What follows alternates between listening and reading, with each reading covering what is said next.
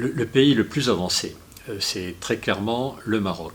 Le Maroc parce qu'il y a quand même eu des opérations qui datent, des réseaux qui se sont constitués, des partenariats avec différents acteurs, que ce soit le Conseil économique et social apporté, et cette volonté de donner une réponse qui peut être différente des réponses traditionnelles, soit étatiques, soit entrepreneuriales, au sens entreprise plutôt commerciale.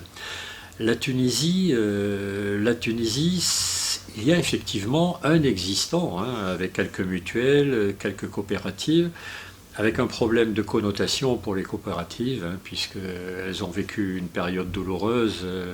C'est la même chose que pour les pays de l'Est 20 ans avant. Hein.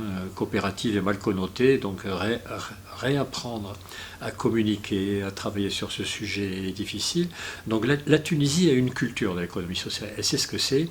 Par contre, elle est en stand-by, si je puis dire, depuis 2 ou 3 ans, et c'est ce qui nous préoccupe un peu. La bonne nouvelle, c'est qu'après le changement qu'il y a eu récemment, le sujet de l'économie sociale est devenu un sujet partagé par le gouvernement. Et le gouvernement, manifestement, attend une réponse pour une partie des problèmes, hein, ce ne sera qu'une petite partie des problèmes, une réponse concrète qui viendrait de l'économie sociale.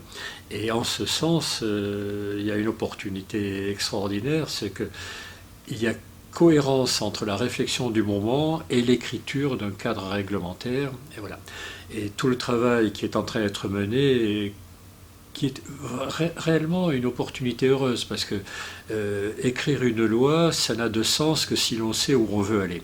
Et là, c'est inscrit dans un projet de développement du pays, dans un projet d'amélioration du sort des citoyens tunisiens.